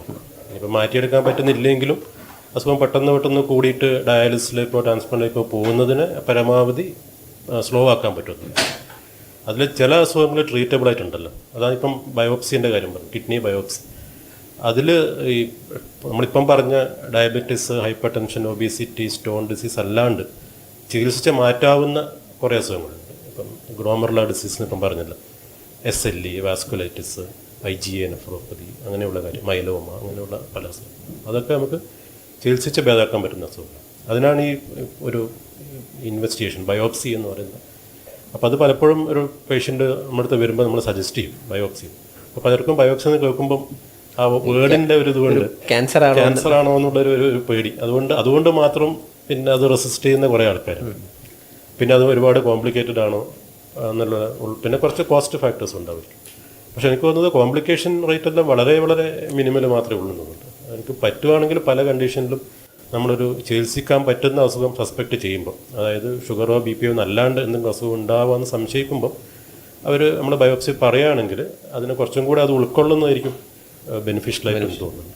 ഒത്തിരി പേര് ഈവൻ ഡോക്ടർമാർ വരെ ഓരോ പേഷ്യൻറ്റിനെ കാണുമ്പോഴത്തേനും അതിനകത്ത് ക്രിയാറ്റിനിൻ 2 അല്ലേ ഉള്ളൂ, നമുക്ക് പിന്നെ സമയമുള്ളപ്പോൾ നിങ്ങൾ ഒരു നെഫ്രോളജിസ്റ്റിനെ ഒന്ന് കാണിച്ചായിരുന്നു പറഞ്ഞ് വിടും. അതുപോലെ പേഷ്യൻസും അതിന് വലിയ വിലയൊന്നും കൊടുക്കുകയില്ല. പക്ഷേ അതിനകത്ത് ശരിക്കും നെഫ്രോളജിയിൽ ഒരു എമർജൻസി എന്ന് ഏകദേശം പറയാവുന്ന കിഡ്നി രോഗങ്ങളിലെ എമർജൻസി എന്ന് പറയുന്നതാണ് ഈ റാപ്പിഡ്ലി പ്രോഗ്രസീവ് ഗ്ലോമറുലോനെഫ്രൈറ്റിസ് അല്ലെങ്കിൽ ക്രസൻറ്റ് ഗ്ലോമറുലോനെഫ്രൈറ്റിസ് എന്ന് പറയുന്നത്. ഇത് ആഴ്ചകൾ കൊണ്ട്, ഇപ്പോൾ ഒരു പേഷ്യൻറ്റിന് ഈ കിഡ്നി ഫെയിലിയർ വന്നാൽ അത് അക്യൂട്ടായി, അത് സ്ഥിരമായ ഡാമേജ് ആണെങ്കിൽ ക്രോണിക് എന്ന് പറയും. അത് മുഴുവൻ അതിൻ്റെ പ്രവർത്തനം കുറഞ്ഞ് പേഷ്യൻറ്റിന് ഡയാലിസോ ട്രാൻസ്പ്ലാന്റോ ഇല്ലാതെ ജീവിക്കേണ്ട അവസ്ഥ, അതായത് എൻഡ് സ്റ്റേജ് റീനൽ ഫെയിലിയറിലോട്ട്, അതിന് എൻഡ് സ്റ്റേജ് എന്ന് പറയുന്നത്. അത് എത്തിക്കഴിഞ്ഞാൽ പിന്നെ ഡയാലിസോ ട്രാൻസ്പ്ലാന്റ് ഇല്ലാതെ അവർക്ക് ജീവിക്കാൻ പറ്റില്ല. നമ്മളൊരു പേഷ്യൻ്റ് കിഡ്നിക്ക് കേടുണ്ടെന്ന് പറഞ്ഞാൽ ഉടനെ ആരും പിടിച്ച് ഡയാലിസ് ഒന്നും ചെയ്യല്ലോ.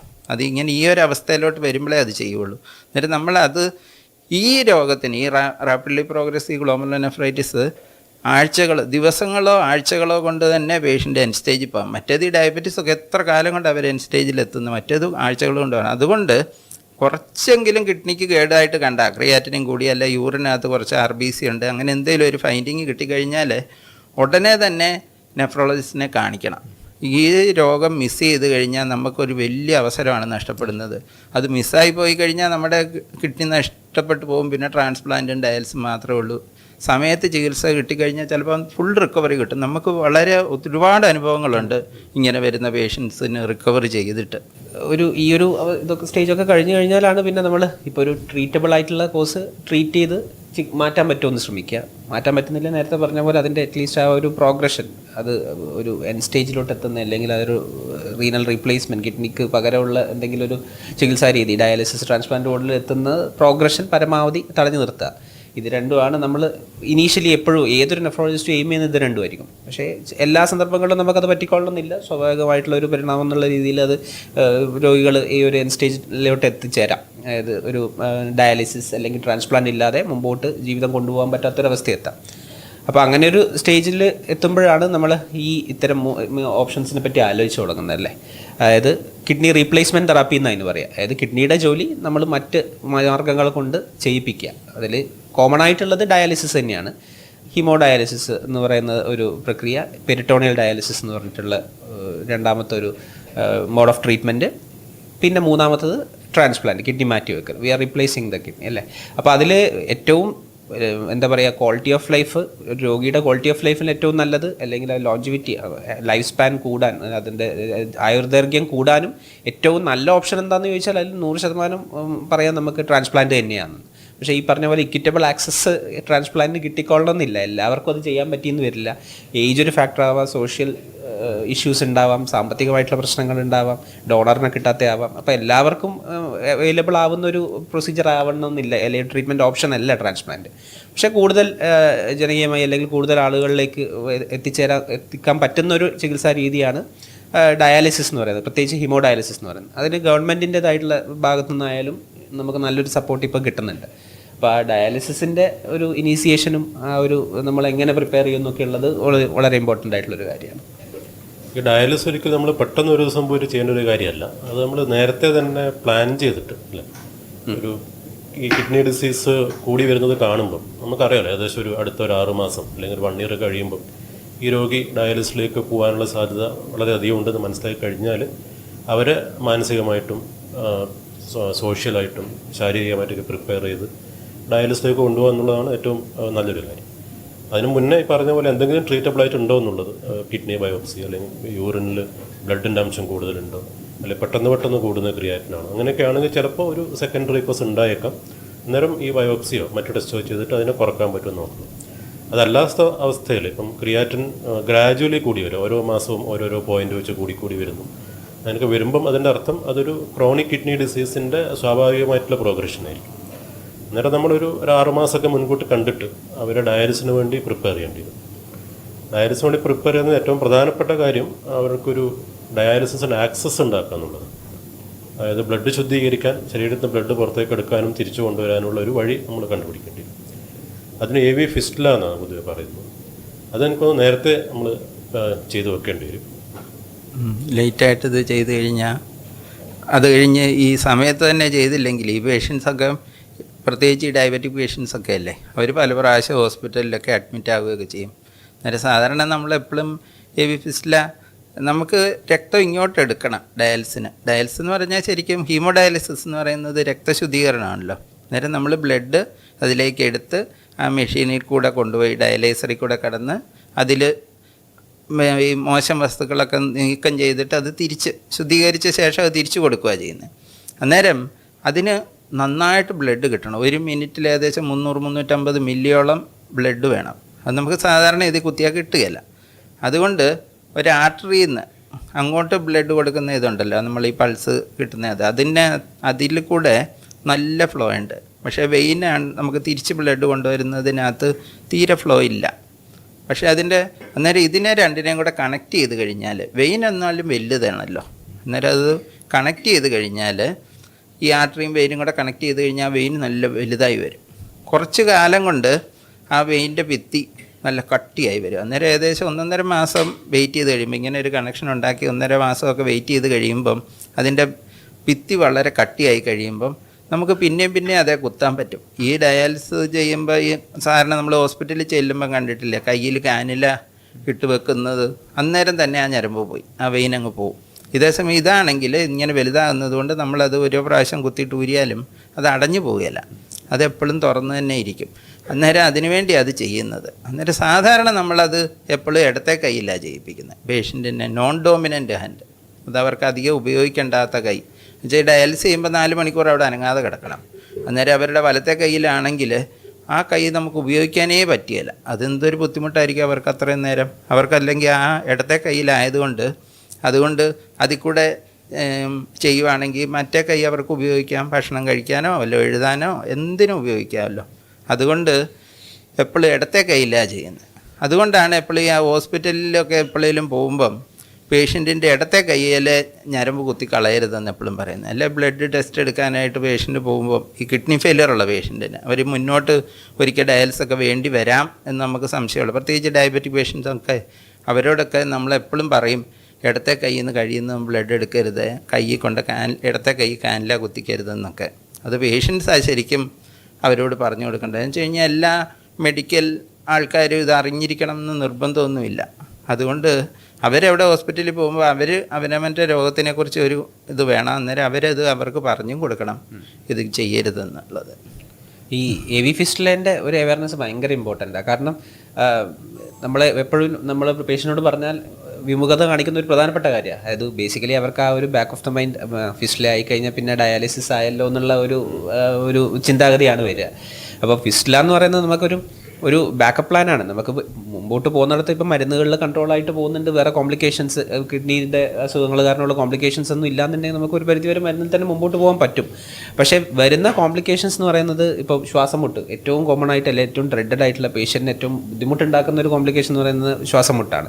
ശരീരത്തിൽ ജലാംശം കൂടി ശ്വാസം മുട്ട് വരിക, അല്ലെങ്കിൽ പൊട്ടാസ്യം കൂടുക. പൊട്ടാസ്യം കൂടുമ്പോൾ അത് ഹൃദയത്തെയാണ് ബാധിക്കുന്നത്, ഹൃദയസ്തംഭനം വരെ ഉണ്ടാക്കാവുന്നതാണ്. അപ്പോൾ ഇതൊക്കെ ഒരു ലൈഫ് ത്രെട്ടണിങ് അല്ലെങ്കിൽ ജീവന് തന്നെ ഭീഷണിയാവുന്ന കോംപ്ലിക്കേഷൻസ് ആണ് കിഡ്നി ഫെയിലിയറിൻ്റെ അവസാന ഘട്ടത്തിൽ വരുന്നത്. അപ്പോൾ അത്തരം സിറ്റുവേഷനിൽ എത്തിയിട്ട് ഡയാലിസിസ് തുടങ്ങുക എന്ന് പറയുന്നത് എപ്പോഴും ഒരു റിസ്കി പ്രൊസീജിയറാണ്. അതായത് അതിന് മുൻകൂട്ടി തന്നെ നമ്മൾ തയ്യാറാകുക എന്നുള്ളതാണ് ഏറ്റവും പ്രധാനപ്പെട്ട. അതിലിപ്പോൾ സാറ് നേരത്തെ പറഞ്ഞ പോലെ ഈ ഫിസ്റ്റിലയുടെ ഒരു പ്രോബ്ലം എന്ന് പറയുന്നതും അതാണ്. നമുക്കിപ്പം ഇന്നൊരു ഡയാലിസിസ് ചെയ്യണം എന്ന് വെച്ചിട്ട് ഇന്ന് ഫിസ്റ്റില ചെയ്തുകൊണ്ട് കാര്യമില്ല. ആ ഫിസ്റ്റില എന്ന ഒരു മെച്ചുറേഷൻ എന്ന് പറയുന്നൊരു പ്രക്രിയയുണ്ട്. അതായത് ഈ ഞരമ്പുകൾ വലുതായി വരിക എന്നുള്ളത് അത് മിനിമം 1.5 മാസം എടുക്കും. അത് ഒരു 6 ആഴ്ചയാണ് നമ്മൾ യൂഷ്വലി പറയുന്നത്. അപ്പോൾ 6 ആഴ്ച മുൻകൂട്ടി നമ്മൾ ചെയ്യണം എന്നാണ് അറ്റ്ലീസ്റ്റ് പറയുന്നത്. അപ്പോൾ നമുക്കൊരിക്കലും ഇത്തരം കോംപ്ലിക്കേഷൻസ് വന്ന് ചെയ്യുന്നതിനെക്കാട്ടും ഉപരിയായിട്ട് ഇപ്പോൾ ഒരു നെഫ്രോളജിസ്റ്റിനെ സ്ഥിരമായിട്ട് കാണിക്കുമ്പോൾ സ്വാഭാവികമായൊരു ക്രിയാറ്റിൻ 5 or 7 ഒക്കെ എത്തുമ്പോൾ അവർ പറയും, അവർക്ക് ഒരു ഡോക്ടർക്ക് സ്ഥിരമായിട്ട് കാണുന്ന ഡോക്ടർക്ക് മനസ്സിലാവുമല്ലോ ഇനിയിപ്പോൾ എത്ര കാലം കൊണ്ട് ആ ഒരു പേഷ്യൻ്റ് ഈ ഒരു ക്രിട്ടിക്കൽ കണ്ടീഷനിലോട്ട് എത്തുന്നുള്ളത്.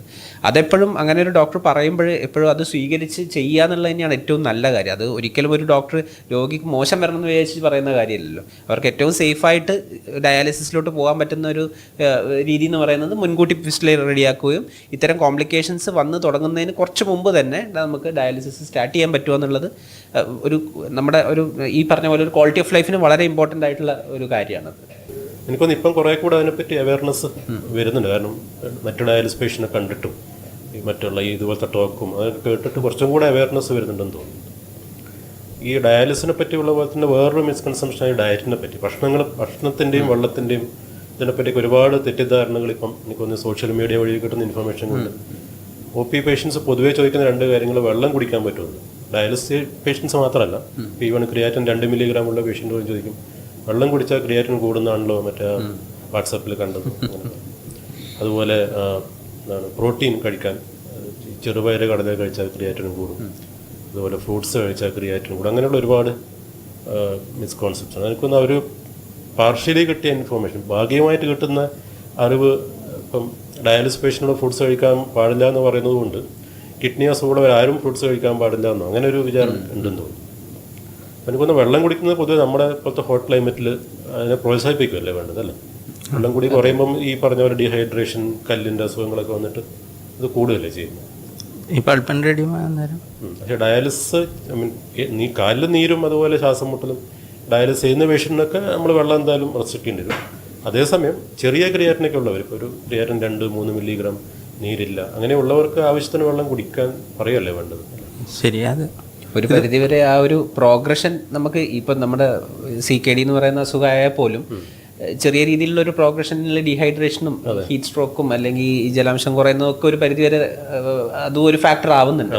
അപ്പോൾ ഇനീഷ്യൽ സ്റ്റേജസിൽ ഇപ്പം ഈ പറഞ്ഞ പോലെ കാലിൽ നീരോ അല്ലെങ്കിൽ കിതപ്പോ ശ്വാസം മുട്ടോ ഒന്നും ഇല്ല, ശരീരത്തിൽ ജലാംശം കൂടുതലില്ലാത്ത ഒരാൾ കിഡ്നിയുടെ അസുഖം ഉണ്ടെങ്കിൽ പോലും വെള്ളം കൂടുതൽ കുടിക്കുക തന്നെ ഇനീഷ്യൽ സ്റ്റേജസിൽ വേണ്ടത്. നേരെ മറിച്ച് അത് ജനറലൈസ് ചെയ്യാൻ പറ്റില്ല. അതിപ്പോൾ നമ്മൾ കിഡ്നി രോഗികളെല്ലാവരും വെള്ളം കുടിച്ചോളാൻ പറഞ്ഞു എന്ന് പറഞ്ഞിട്ട് നമുക്ക് ഇപ്പോൾ ഇത് കഴിഞ്ഞിട്ട് ചിലപ്പോൾ എല്ലാവരും പറയുന്നു, നെഫ്രോളജിസ്റ്റ് പറഞ്ഞു വെള്ളം കുടിച്ചോളാൻ പറഞ്ഞു. പക്ഷേ ഡയാലിസിസ് രോഗികളിലും അല്ലെങ്കിൽ ഓൾറെഡി കാലിൽ നീരോ കാര്യങ്ങളോ ഉള്ള രോഗികളിൽ പരമാവധി വെള്ളം കുറച്ച് കൊണ്ടുവരാൻ, മൂത്രത്തിന്റെ അളവ് കുറവുള്ളവരിലാണെങ്കിലും വെള്ളം പരമാവധി റെസ്ട്രിക്ട് ചെയ്യാൻ തന്നെയാണ് എല്ലാ നെഫ്രോളജിസ്റ്റും പറയുന്നത്. ഇതൊരിക്കലും ജനറലൈസ് ചെയ്യാൻ പറ്റിയൊരു കാര്യമില്ല. അതാണ് ഈ വാട്സാപ്പ് ഇതിലൊക്കെ വരുമ്പോൾ ഉള്ള പ്രശ്നം. അതായത് കിഡ്നി രോഗികൾക്ക് ഓവറോൾ ആയിട്ടുള്ള ഒരു ഇതാണ് പ്രൊജക്റ്റ് ചെയ്യുന്നത് ഈ സോഷ്യൽ മീഡിയയിലും കാര്യങ്ങളിലൊക്കെ. ദാറ്റ്സ് ഡിഫറെന്റ് എന്നുള്ളത് പറഞ്ഞ് മനസ്സിലാക്കേണ്ടതാണ്. അതുപോലെ പ്രോട്ടീൻ കഴിച്ചാൽ ക്രിയാറ്റിനും കൂടും എന്ന് പറയുന്നതും അതിന് എന്താ അതിൻ്റെ അതല്ല എപ്പോഴും അവർ വിചാരിക്കുന്നതല്ലേ. പ്രോട്ടീൻ നമുക്ക് എന്നാണേലും വേണ്ടിയതുമാണ്. അതിങ്ങനെ തീരെ മാൽനറിഷ്ഡായി പോയി കഴിഞ്ഞാൽ നമ്മുടെ ശരീരത്തിൽ പ്രോട്ടീൻ കുറഞ്ഞു കഴിയുമ്പോൾ അതുകൊണ്ട് തന്നെ ശരിക്കും പറഞ്ഞാൽ കിഡ്നി ഫെയിലിയറും മോശമാവും. ശരീരത്തിൽ പ്രോട്ടീൻ കുറഞ്ഞിട്ട് അതിൻ്റെ കൂടെ പ്രോട്ടീൻ കുറഞ്ഞു കഴിയുമ്പം നീര് വെക്കും. നീര് വെച്ച് കഴിയുമ്പം നീര് കുറയാനായിട്ടുമുള്ള മരുന്നെടുക്കും. അതെല്ലാം കഴിഞ്ഞ് കഴിയുമ്പോൾ അതുകൊണ്ട് തന്നെ കിഡ്നി ഡിസീസ് വേഴ്സാവും. അന്നേരം ഈ ആളുകൾ ഈ ഭയങ്കര മാൽനറിഷ്ഡായി പോകുന്നതും പിന്നെ അതുകൊണ്ട് തന്നെ ഇത് തീരെ ഇത് കഴിക്കാതിരുന്നേച്ചും പേഷ്യൻറ്റിൻ്റെ ഇമ്മ്യൂണിറ്റി ഭയങ്കരമായിട്ട് കുറയും. ഈ ഒത്തിരി പേരുണ്ട് ഇങ്ങനത്തെ കുറേ ചികിത്സകളൊക്കെ നടക്കുന്നത്, പട്ടിണി കിടന്നുള്ള ചികിത്സ. അത് കഴിഞ്ഞ് കഴിയുമ്പം അവരെല്ലാവരും തന്നെ അവരുടെ ഇമ്മ്യൂണിറ്റി കുറയുന്നത് കൊണ്ട് എല്ലാവരും തന്നെ എന്തെങ്കിലും ഒരു ഇൻഫെക്ഷൻ വന്നിട്ട് അതിൽ നിന്ന് റിക്കവർ ചെയ്യാതെ തന്നെയാണ് അവർക്ക് എന്തെങ്കിലും സംഭവിക്കുന്നത്. ഇൻഫെക്ഷനിൽ നിന്നൊക്കെ രോഗി രക്ഷപ്പെടുന്നത് അൾട്ടിമേറ്റ്ലി ആ രോഗിയുടെ ഇമ്മ്യൂണിറ്റി കൊണ്ടാണല്ലോ. നമ്മൾ ഈ മരുന്ന് കൊണ്ട് അതിനകത്തൊരു ഹെൽപ്പ് കിട്ടുന്നുള്ളതല്ലാതെ രോഗിയുടെ ശരീരത്തിൻ്റെ ഇമ്മ്യൂണിറ്റി ഉണ്ടെങ്കിലല്ലേ നന്നാവുള്ളൂ. അത് ഈ ഇമ്മ്യൂണിറ്റി കുറയുന്ന കാര്യങ്ങളൊക്കെ ചെയ്യുന്നത് എപ്പോഴും മണ്ടത്തരം തന്നെയല്ലേ. അതുകൊണ്ടാണ് ഒത്തിരി പേരുടെ ഡെത്ത് കൂടുന്നതെന്ന് എനിക്ക് തോന്നുന്നത്. നമ്മുടെ ഡയാലിസിസ് പേഷ്യൻ്റ് ആണെങ്കിലും ഈ ഭയങ്കര മാൽനറിഷ്ഡ് പേഷ്യൻസ് അധികം കാലം ജീവിക്കാത്തത്. മറ്റേ ഞാൻ എപ്പോഴും തമാശ പോലെ പറയാറുണ്ട്, നമ്മൾ പറഞ്ഞാൽ കേൾക്കില്ലാത്ത പേഷ്യൻ്റ് ഒത്തിരി കാലം ജീവിക്കുന്നതെന്ന് ഈ ഭക്ഷണമൊക്കെ കഴിക്കുന്നതൊക്കെ.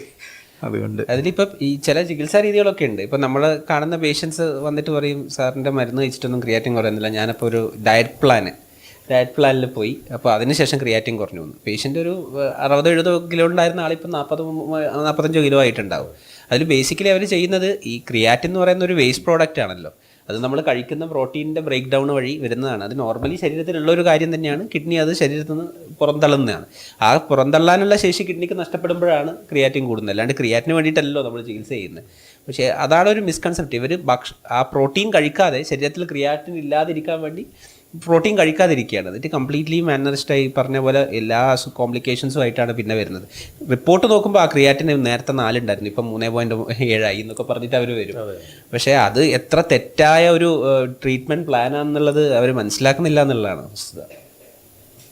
അതെ, ഈ മസിൽസ് നിന്നാണല്ലോ ക്രിയാറ്റിൻ ഉണ്ടാവുന്നത്. അപ്പോൾ മസിൽ മാസ് കുറയുമ്പം, വണ്ണം കുറയുമ്പം സ്വാഭാവികം ക്രിയാറ്റിൻ കുറച്ച് കുറയുന്നുണ്ടാവും. പക്ഷെ അത് കിഡ്നി അസുഖം ഇമ്പ്രൂവ് ആകുന്നതിൻ്റെ ഒരു ലക്ഷണമായിട്ട് പറയാൻ പറ്റില്ല. ഈ പേഷ്യൻ്റൊക്കെ പിന്നെ നമ്മൾ എപ്പോഴും ഈ പേഷ്യൻറ്റിനോട് കിഡ്നി ഫെയിലിയർ വന്നു, കിഡ്നി പൂർണ്ണമായിട്ട് നശിച്ചു പോയി ചില പേഷ്യൻ്റ് വരുമല്ലോ. അതായത് ചിലത് ആദ്യമായിട്ട് കണ്ടുപിടിക്കുമ്പം തന്നെ പൂർണ്ണമായിട്ടും ഇതായിട്ട് ഡയാലിസിസോ ട്രാൻസ്പ്ലാന്റോ വേണ്ടിയ സ്റ്റേജിലായിരിക്കും ചിലരൊക്കെ വരുന്നത്. അത് വന്നു കഴിയുമ്പം അവിടെ ഒരു ഭയങ്കര കൂട്ടക്കരച്ചിലാവും. അവരോട് നമ്മളിതങ്ങനെ പറഞ്ഞു കഴിയുമ്പോൾ ഡയാലിസിസ് തുടങ്ങണമെന്ന് പറയുമ്പം വീട്ടുകാരും ഇതുമൊക്കെ അന്നേരം അവർക്ക് ആർക്കും ഒരു പ്രതീക്ഷയില്ലാത്ത പോലെ പറയുന്നത്. അന്നേരം ഞാൻ അവരോട് എപ്പോഴും പറയാറുണ്ട്, ഈ കിഡ്നി ഫെയിലിയർ എന്ന് പറയുന്നത് ഗുരുതരമായ രോഗങ്ങൾ വരുവാണെങ്കിൽ അതിനകത്ത് ഏറ്റവും നല്ല രോഗമാണ് നിങ്ങൾക്ക് വന്നിരിക്കുന്നത്. അതുകൊണ്ട് നിങ്ങളധികം വിഷമിക്കേണ്ട, നിങ്ങൾ ദൈവത്തിന് നന്ദി പറയുക.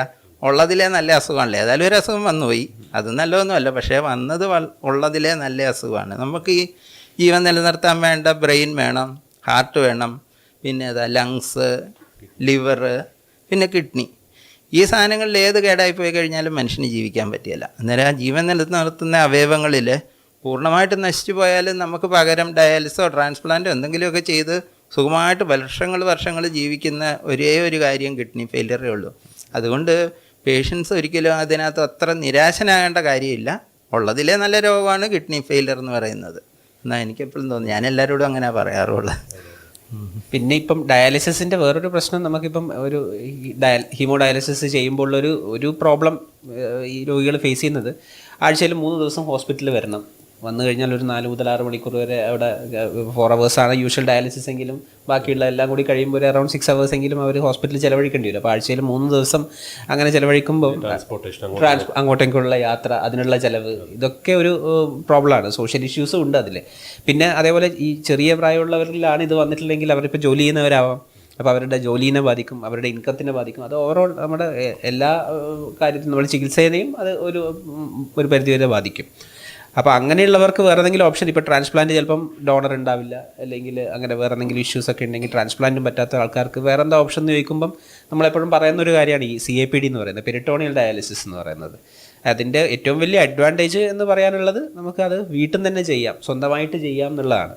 അതിന് കംപ്ലീറ്റ്ലി എന്താ പറയുക, ഡയാലിസിസിനെക്കാട്ടും നല്ലതാണെന്ന് പറയാനൊന്നും പറ്റില്ല. പക്ഷേ ഒരു സബ്സെറ്റ് ഓഫ് പേഷ്യൻസിൽ അത്യാവശ്യം കുറച്ച് മൂത്രമൊക്കെ ഉള്ളവർക്ക്, അല്ലെങ്കിൽ നമുക്ക് നെഫ്രോളജിസ്റ്റിനെ കണ്ടിട്ട് അവർക്കത് CAPD ഫീസിബിൾ ആവും തോന്നുന്നുള്ളവർക്ക് CAPD ഒരു നല്ല ഓപ്ഷനാണ്. കാരണം അത് ആ ഒരു നമ്മുടെ ഫ്രീഡം ഓഫ് മൂവ്മെൻറ്റ്, നമുക്ക് അത് ഒരു വളരെ ഇമ്പോർട്ടൻറ്റ് കാര്യമാണല്ലോ മനുഷ്യന്. അപ്പോൾ അത് കൂടുതൽ സഹായകരമാവുക CAPD ആയിരിക്കും, നമുക്ക് വീട്ടിൽ നിന്ന് തന്നെ ചെയ്യാൻ പറ്റുന്നുള്ളത്. അതിൻ്റേതായിട്ടുള്ള കോംപ്ലിക്കേഷൻസ് വേറെ ഉണ്ട്. അപ്പോൾ അത് CAPDനെ പറ്റിയിട്ടുള്ളൊരു അവബോധം ഡയാലിസിസ്, നോർമൽ ഹീമോ ഡയാലിസിസിനെ വെച്ച് നോക്കുമ്പോൾ വളരെ കുറവാണ്. പ്രത്യേകിച്ച് കേരളത്തിലൊക്കെ അതിൻ്റെ ആ ഒരു പ്രോഗ്രാമൊക്കെ വളരെ വീക്കാണ്. വളരെ ചുരുങ്ങിയ സെൻറ്ററുകളിൽ മാത്രമാണ് ഒരു എന്താ പറയുക, വളരെ ആക്റ്റീവായിട്ടുള്ള പ്രോഗ്രാംസ് നടക്കുന്നത്. അപ്പോൾ അതിൻ്റെ ഒരു അവബോധവും കുറവാണ്. അതിനെപ്പറ്റിയും നമ്മൾ അത് പൊതുവെ ചിലവർ ഒന്ന് ചോദിക്കും, വീട്ടിൽ നിന്ന് ചെയ്യുന്ന ഡയാലിസിസ് ഉണ്ടല്ലോ അത് എങ്ങനെയാണെന്നുള്ളത്. പക്ഷെ അതിൻ്റെ പ്രോബ്ലം, അതിന് അവർ തന്നെ റെസ്പോൺസിബിലിറ്റി എടുക്കേണ്ടി വരും. പേഷ്യൻറ്റിൻ്റെ കൂടെ ഒരു കെയർ ഗിവർ അവർ തന്നെ എല്ലാ ദിവസവും ഇത് ചെയ്ത് കൊടുക്കണം. അപ്പോൾ അതിനകത്തൊന്നും ഏറ്റവും കൂടുതൽ അവർക്ക് ഒരു താല്പര്യക്കുറവാണ്. ഞാൻ തന്നെ ചെയ്യണ്ടേ, അപ്പോൾ എനിക്ക് ചെയ്യാൻ പറ്റുമോ, ചെയ്താൽ വല്ല കുഴപ്പം വരുമെന്നുണ്ട്. അപ്പോൾ അതുകൊണ്ട് അതിനെപ്പറ്റി കുറച്ചുകൂടെ അവർക്ക് അതിൻ്റെ ട്രെയിനിങ്ങും ഒക്കെ കാര്യങ്ങൾ കൊടുത്താൽ ചിലപ്പോൾ അവർ കുറച്ചുകൂടെ അതിൽ താല്പര്യം കാണിക്കാൻ സാധ്യതയുണ്ട്. ഈ പെരിറ്റോണൽ ഡയാലിസിൻ്റെ ബെനിഫിറ്റ് എന്ന് പറയുന്നത് എനിക്ക് തോന്നുന്നത് ഈ ഡയാലിസിസ് ചെയ്യുമ്പോഴുള്ള കോംപ്ലിക്കേഷൻസ് പൊതുവെ കുറവാണ്. അതായത് BP കുറഞ്ഞു പോകുക, അല്ലെങ്കിൽ ബ്ലീഡിങ് വരും, അങ്ങനെയുള്ള ചെറിയ മൈനർ കോംപ്ലിക്കേഷൻ ഹീമോഡയാലിസിലുള്ളത് അത് വളരെ കുറവായിരിക്കും പെരിറ്റോണൽ ഡയാലിസിസ് ചെയ്യുമ്പോൾ. പ്രത്യേകിച്ച് ഹീമോഡയാലിസിസ് ടോളറേറ്റ് ചെയ്യാത്ത ആൾക്കാരുണ്ടാവില്ല, കുറച്ച് പ്രായമുള്ളവർ, ഹാർട്ടിൻ്റെ അസുഖമുള്ളവർ, ചെറിയ കുട്ടികൾ, അവർക്കെല്ലാം കുറച്ചും കൂടി സ്യൂട്ടബിൾ ആയിട്ടുള്ളത് ഈ പെരിറ്റോണൽ ഡയാലിസിസ് ആണെന്ന് തോന്നുന്നുണ്ട്. ശരി. ഇത് ഇങ്ങനെ ഈ സ്ഥിരമായിട്ട് പോകുമ്പോൾ അതെല്ലാവർക്കും എപ്പോഴും പറ്റിയല്ലെങ്കിൽ പോലും സ്ഥിരമായ തകരാറ് വന്നു കഴിഞ്ഞാൽ എന്നാണെങ്കിലും ഡെഫിനറ്റ്ലി നമ്മൾ കാണുന്ന പേഷ്യൻറ്റിനെല്ലാം വെച്ച് നോക്കുമ്പോൾ ട്രാൻസ്പ്ലാന്റ് തന്നെ ഏറ്റവും നല്ലത്. അന്നേരം പല പല പ്രശ്നം കൊണ്ട് ഓരോരുത്തർ ഇത് ചെയ്യുന്നില്ലെങ്കിൽ പോലും ട്രാൻസ്പ്ലാന്റ് ചെയ്ത് കഴിഞ്ഞ് എത്രയോ വർഷം നമ്മുടെ പേഷ്യൻ്റ് എത്ര സുഖമായിട്ടാണ് ജീവിക്കുന്നത്. അവർക്ക് ഹോസ്പിറ്റലിൽ പോകണ്ട, അവർക്ക് പൊതുവേ അങ്ങനെ വലിയ കുഴപ്പങ്ങൾ കരുതുന്നില്ല, അവർക്ക് എല്ലാവിധ ജോലികളും ചെയ്യാൻ പറ്റും. ഇപ്പോൾ ഈ ഡയാലിസിസ് ഒക്കെയുള്ള പേഷ്യൻറ്റിനെ ഒന്നാമത് അവർക്കൊരു ജോലി കിട്ടാൻ തന്നെ ബുദ്ധിമുട്ടായിരിക്കും. ആളുകളത് കൊടുക്കാൻ മടിക്കും. വെച്ചാൽ ആഴ്ചയ്ക്ക് 3 ദിവസം അവർ പകുതി ദിവസമെങ്കിലും കാണിയില്ല, അങ്ങനത്തെ പ്രശ്നങ്ങളെല്ലാം ഉള്ളത് കൊണ്ട്. അതേസമയം ട്രാൻസ്പ്ലാന്റ് ആണെങ്കിൽ എന്ത് നല്ല റിസൾട്ടാണ്. നമ്മൾ ഈ കാണുന്നത് വെച്ച് നോക്കുമ്പോൾ തന്നെ അവർക്ക് എന്ത് നല്ല, അവർ ഈ നോർമൽ മനുഷ്യരെ പോലെ ഏകദേശം നോർമൽ പോലെ തന്നെയല്ലേ അവർ ജീവിക്കുന്നത്. അവർ ജീവിതകാലം മുഴുവൻ മരുന്ന് കഴിക്കണമെങ്കിലും അതൊരു വലിയ കാര്യം തന്നെയാണ്.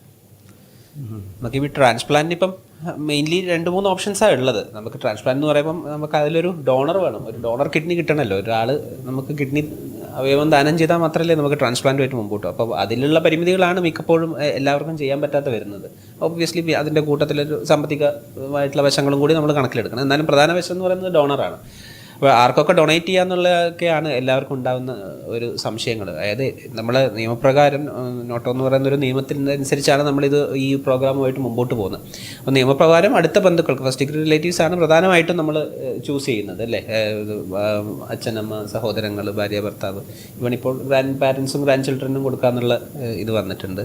അതിനുശേഷം പിന്നെ ആ ഒരു ഓപ്ഷൻ ഇല്ലെങ്കിൽ പിന്നെയുള്ള അടുത്ത ബന്ധുക്കളെ പറ്റി ആലോചിക്കേണ്ടി വരും. അപ്പോൾ അതിനൊക്കെ ഒരു സെപ്പറേറ്റ് കമ്മിറ്റിയും ഓതറൈസേഷൻ കമ്മിറ്റിയും കാര്യങ്ങളൊക്കെ ഉണ്ട്. അപ്പോൾ ആ ഒരു കമ്മിറ്റിയുടെ അപ്രൂവലും കാര്യങ്ങളൊക്കെ കിട്ടിയിട്ട് തന്നെ എല്ലാവരും മുമ്പോട്ട് പോകുള്ളൂ. അല്ലാണ്ട് ഈ നമ്മൾ സിനിമകളിൽ കാണുന്ന പോലെ ഒരാളെ എടുത്ത് കിഡ്നി അറിയാണ്ട് എടുത്ത് കൊണ്ടുപോയി മറ്റൊരാൾക്ക് കൊടുക്കുക എന്നുള്ളതൊന്നും പ്രാക്ടിക്കലായിട്ടുള്ള കാര്യമാണ്. അതൊക്കെ സിനിമയിൽ കഥ എഴുതാൻ മാത്രമേ ഉള്ളൂ. അപ്പോൾ ഇതിൽ ഈ ട്രാൻസ്പ്ലാന്റിൽ വരുന്ന ഇങ്ങനത്തെ ഒരു പ്രശ്നങ്ങൾ, ഇത് ഈ ഒരു നമ്മളെ എന്താ പറയുക, മൊറാലിറ്റിയും അങ്ങനത്തെ കാര്യങ്ങളൊക്കെ വരുന്ന ഒരു മേഖലയാണ് ഈ ട്രാൻസ്പ്ലാന്റ് എന്ന് പറയുന്നത്. പിന്നെ ഉള്ളത് ഇമോഷണലി കണക്റ്റഡ് ആയിട്ടുള്ള ആൾക്കാർക്ക് കൊടുക്കാം. ഇപ്പം ഏറ്റവും കോമൺ ആയിട്ടുള്ളത് ഭാര്യ ഭർത്താവ് എന്നുള്ളതാണ് ഇമോഷണലി കണക്റ്റഡ് ആയിട്ട്. അവർ രക്തബന്ധമുള്ളവരല്ലല്ലോ. പിന്നെ ഇമോഷണലി കണക്റ്റഡ് ആയിട്ട് ഫ്രണ്ട്സ് ഉണ്ടാവും, നമ്മൾ വളരെ ക്ലോസ് ആയിട്ടുള്ള ഫ്രണ്ട്സ് ചിലപ്പോൾ കൊടുക്കുന്നത് കാണാറുണ്ട്. അതൊരു വലിയൊരു എന്താ പറയുക, മനുഷ്യ നന്മയുടെ ഒരു പ്രതീകം തന്നെയാണ് അത്. പിന്നെ ഉള്ളത് ഇതൊന്നും ഇല്ലാത്തവർക്കാണ് നമ്മൾ ഒരു കഡാവർ പ്രോഗ്രാം, കഡാവർ ട്രാൻസ്പ്ലാന്റ് എന്ന് പറയുന്നത്.